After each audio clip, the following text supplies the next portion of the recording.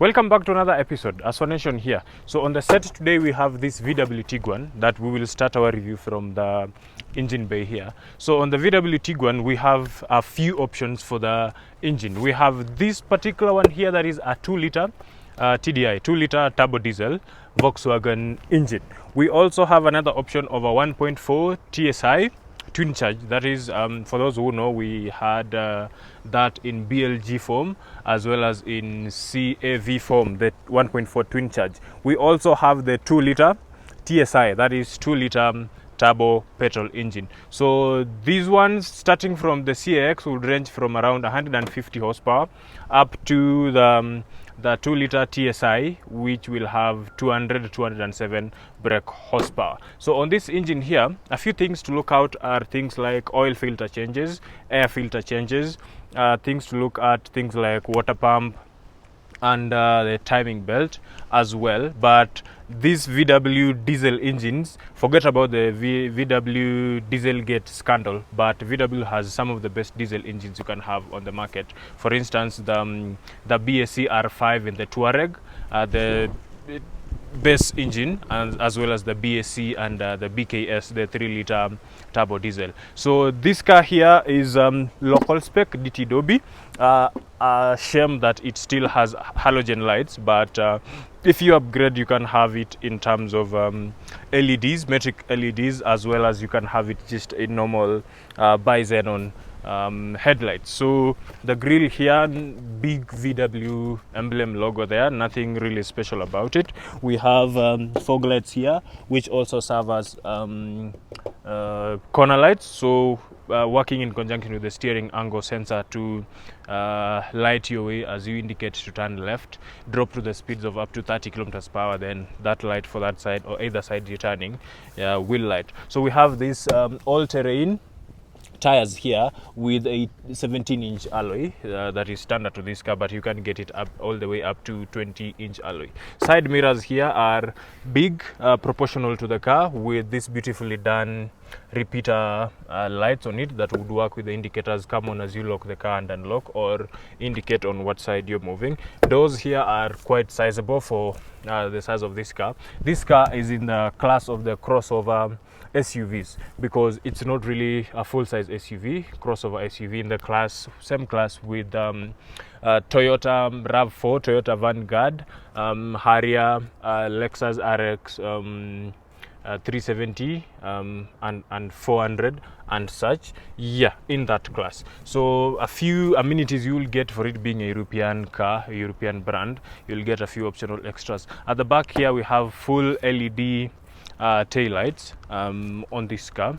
If you can look at this here, local DT Dobby, if you are looking for this exact car or other cars, you can go to this website www.johnnyswheels.com, and then you can find good deals from that on a wider range of cars. So VW TDI 2-liter 2.0 TDI, that means we have a 2-liter turbo diesel direct injection engine, so common rail diesel. For motion, that only means that this car is a 4-wheel drive from VW. So VW calls their 4-wheel drive system as 4Motion, Mercedes calls it as 4matic, BMW calls it as X-Drive, Toyota just calls it as 4x4 all-wheel drive, Subaru call it symmetrical all-wheel drives. So down on this side we have your fuel filler cap here, fuel door like so, but it locks and unlocks when you lock the car.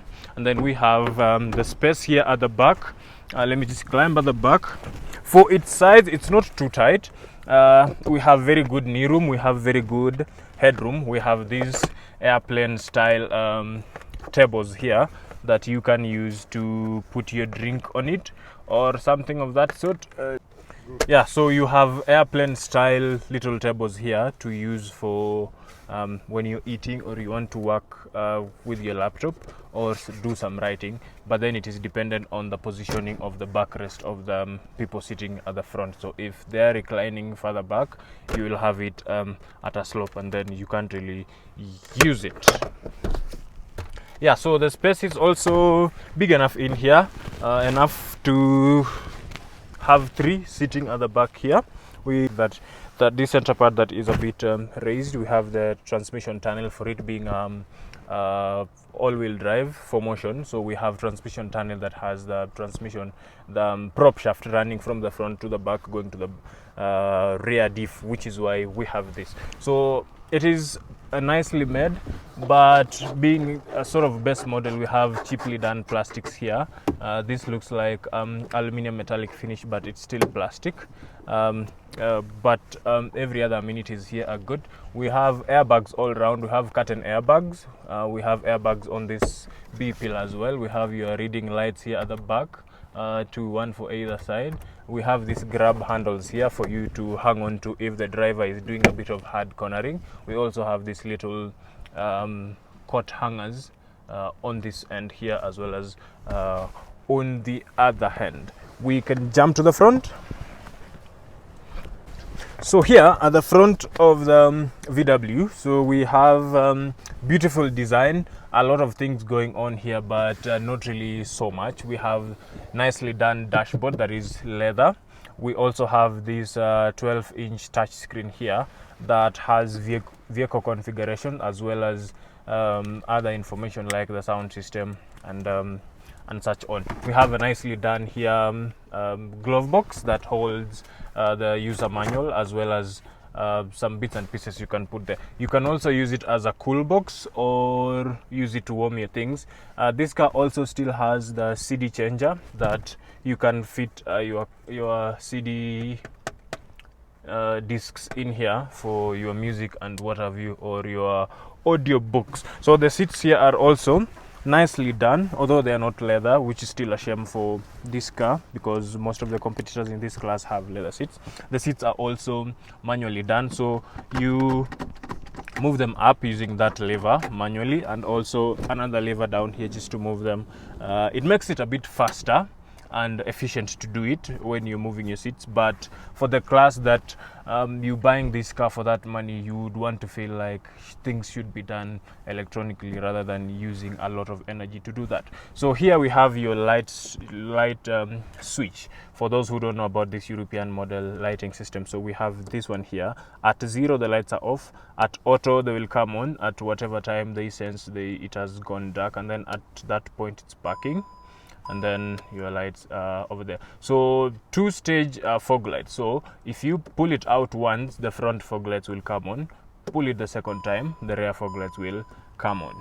And that is how lights work on this car. On the steering wheel here, not a lot is going on, but we have your airbag here and the horn. So we have this part here for your radio, sync up and down, and then just information configuration, voice command system activated there, and then we have this indicator light stock here, as well as wiper stock here. So this being a base model, not a lot of amenities done, not a lot of kits fitted to it, but we have this automatic transmission DSG 7-speed as standard in these cars. We can talk about DSGs on other episodes, other segments. We have this knob here that you would use to change your terrain response system from snow mode, as you can see over there as I turn it, snow mode, to normal road, as well as you can move to off-road when you want to go off-road with this car. With a VW 4Motion, performs a little bit better than some other things we know, but it's not really an off-road car.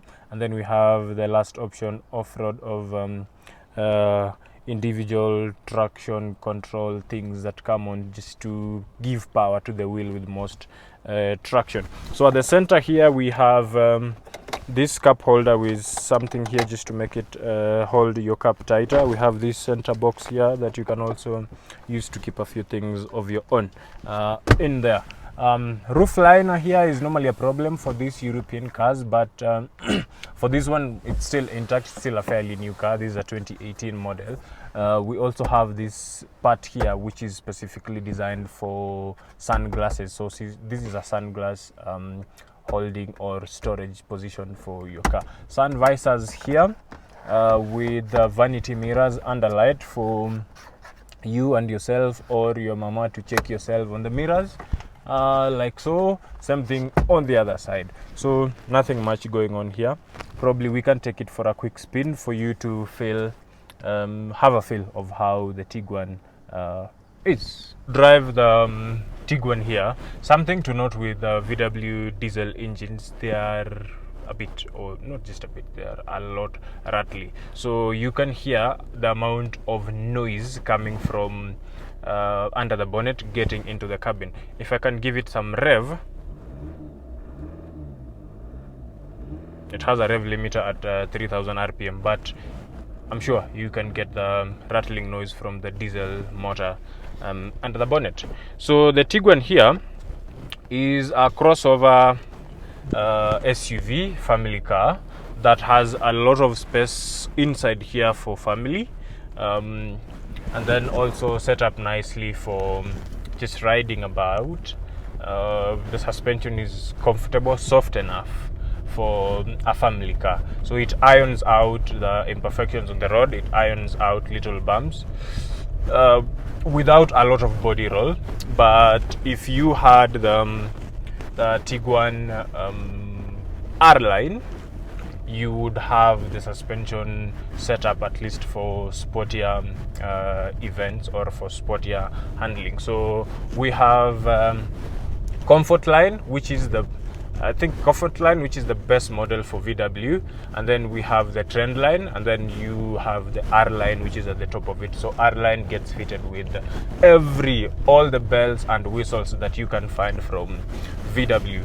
So starting with, you can get it with the 2-liter turbo petrol engine, or you can get it with the 3.6 VR6 or 3.6 V6 FSI that is in these cars. Something to talk about the TSI FSI VW thing. So TSI is just turbo stratified injection, which is some sort of injection that VW uses to inject fuel directly into the chamber before ignition. It's a pre-ignition fuel injection system. So fuel is injected directly into the chamber and not really waiting it for. Anyway, you get the point. So TSI is that fuel stratified injection with a turbo on it. So it uses a turbo, and then FSI just has the sort of direct injection fuel system from VW. So if you find a 1.4 TSI with the TSI letters all in silver, that is mostly the 1.2 liter petrol turbo engine. If you find the 1.4 TSI with only the I that is in red, then that is a 1.4 turbo petrol, only 1.4 turbo. And then if you find the TSI with S and I in red, that only means that it is a 1.4 twin charge, that is turbo and supercharger. Something with that engine is it doesn't use the two forced induction components at the same time or all the times. So it begins with a supercharger for that low end torque, and then after the turbo comes on song, so the supercharger will be deactivated and the turbo kicks in. And then lastly, if you find TSI with all TSI in red, then that is mostly 1.8 or 2 liter turbo, mostly 2 liter turbo. That sort of engine that you will find in Golf GTIs, as well as top end or top spec VWs coming with that engine. Let's say the CCZ or the BWA, for those who know that engine. So this diesel engine is quite torquey, has around 180 horsepower with about 250-300 Newton meters, which is quite enough pulling power to overtake on the motorways or haul your luggage as well as your family in this thing. So we don't have blind spots here, just normal air pillar things going on because we have this little window here. Wing mirrors are also big, proportional to the car, that makes you have a good view around what is around you, as well as the view behind you. We have this mirror here that has an auto dimming feature, so if the cars coming from the back have their full lights on, this mirror here will dim the lights, will cut off the reflection from it so that it doesn't dazzle you as you drive along. So generally the Tiguan is the better option, I would say, for those ones who are looking to buy a crossover SUV in terms of a RAV4 or a Mazda CX-5. If you're going for the diesel engines, if you want the efficiency or the economy of a diesel engine, then I would recommend you to pick the Tiguan diesel rather than the Mazda CX-5 that has a few known issues that we've heard about. So you also be kind to the car, do all the engine services, attend to every issue when it comes, do not delay. You will enjoy your VWs as per se. So if you're new here still, you've gotten far to this point, we would also ask you to kindly consider subscribing to our channel. Asonation here, so until we catch up again in the next episode. Cheers.